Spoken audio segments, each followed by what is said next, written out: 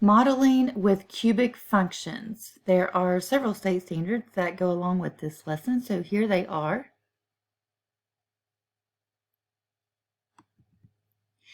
Your success criteria: write a cubic function given a graph or a set of points, write a cubic function using finite differences, and use technology to find a cubic model for a set of data. You have one vocabulary word: finite differences. When the x values in the data set are equally spaced, the differences of consecutive y values are called finite differences. So there's an example right here. You can see that the x's, they're increased by 1 each time, which means they are equally spaced. Right here it says they have to be equally spaced.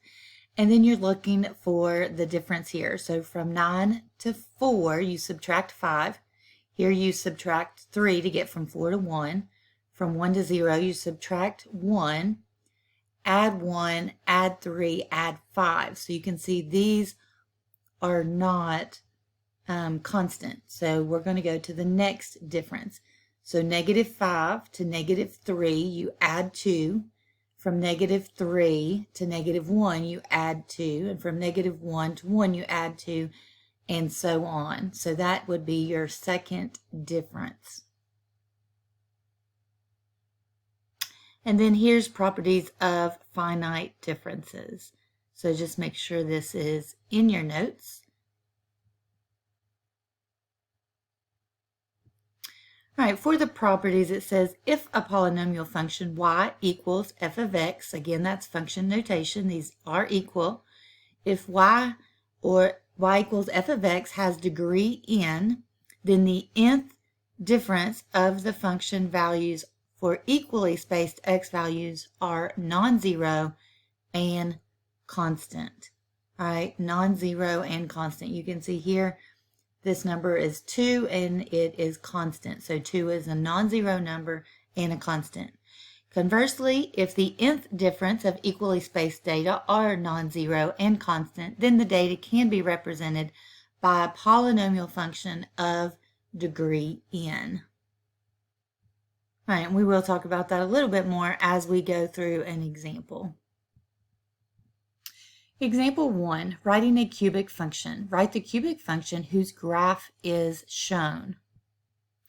To do this, we are going to use intercept form. If you remember intercept form from quadratic equations, we use the factors from the zeros. So we take the zeros, we write them as factors, and we put it into what we call intercept form. So here is the basic function, a cubic function for intercept form. So we're going to take and write f of x equals a, and then we're going to have x plus or minus 3 factors. So we know they're all going to start with an x, but the factors come from the zeros. Remember, so we have a 0 of -4, and that came from x plus 4 equals 0, where we subtracted 4 on both sides. So that means this is going to be x plus 4. And then the next 0 is here, 1, 0.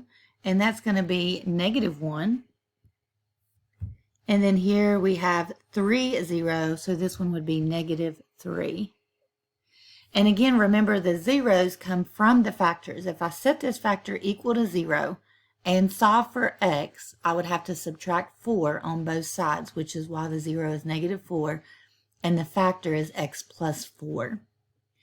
All right, now we're almost done, but we need to know what a is. And just looking at the cubic graph, we cannot determine what a is, but we are given the y-intercept, which means we're given a 4th point. And every point is an x and a y value. So we're going to take this x and y value, and we know that f of x is the same thing as y, and we have x in the equation as well. So we're simply going to substitute into where we only have one variable a, and then we can solve. So let's put -6 in for y. A is still here, and then x is 0. So 0 plus 4, 0 minus 1, and 0 minus 3. So we're going to have negative 6 equals a, and then we've got 4 times negative 1, which is negative 4, and then times negative 3, which is 12. So we have 12a. Let's write that with a variable after it. So we've got 12a. And we're solving for a. So let's divide both sides by 12. A equals negative 1/2. So once we find a, we can go back to this function here with our factors, and that will be our cubic function. So it's pretty easy to write a cubic function from the graph if you can tell the zeros. So let's say f of x equals negative 1/2 times x plus 4, x minus 1, and x minus 3. So write a cubic function whose graph is shown. So if you take your graphing calculator, you could type this in and you should come up with the same graph as in the image here. Example 2, writing a function using finite differences. Use finite differences to determine whether a cubic function models the data. If so, use technology to find the cubic function. All right, so use technology means we're going to use our calculator to find a cubic function. So we could just go ahead and do that by entering the data, but let's look at the finite differences first. So from 1 to 4, you're going to add 3. From 4 to 10, you add 6. 10 to 20, you add 10. 20 to 35, you add 15. From 35 to 56, that's 21. And from 56 to 84, that is 28.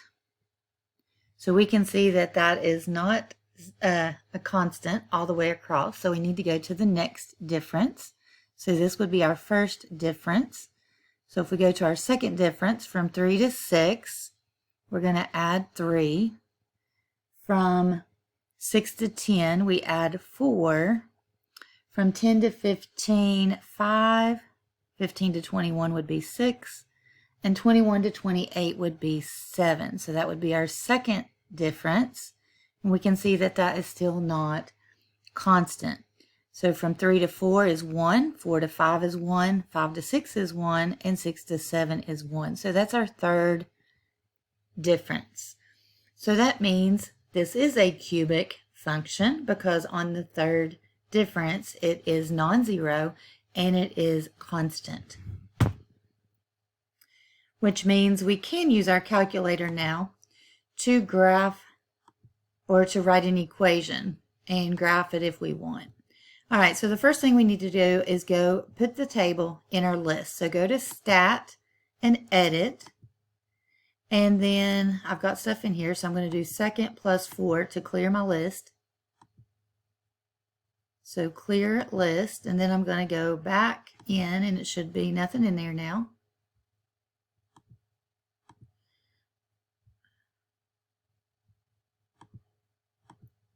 All right, so go back to Stat. Edit will let you enter numbers in your list. So the first one would be 1 through 7.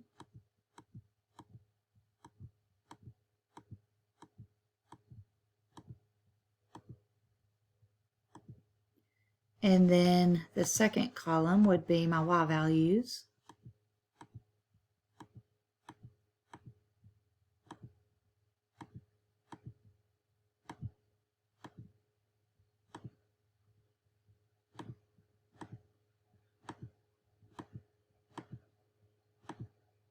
All right, make sure you've entered everything correctly. When you have, you can do second quit and it saves that data in there. So if I click on list again, it's going to be there. But what we want to do is write a cubic function. So we're going to go to Stat. This time we're going to calculate. And if you come down here, you'll see cubic regression is number 6. And it's going to write an equation for us. So this tells us what our A, our B, and our C is. So 0.1666 is about 1/6. 0.5 is about is 1/2, and 0.333 is about 1/3. So if we want to write an equation using A, B, and C, okay, this is in standard form here. So we're going to write this in standard form. So we're going to have y equals, and A was 1/6, and A goes with your cubic term, and then plus 0.5 is 1/2 x squared, and then the 0.333 was about 1/3 x. And then you could put plus 0, but you don't need anything else after that. All right, so use the finite differences to determine whether this is a cubic model. We did that on the third difference. It was a non-zero constant, which means that it is a cubic function. And then we used the calculator to find the cubic function.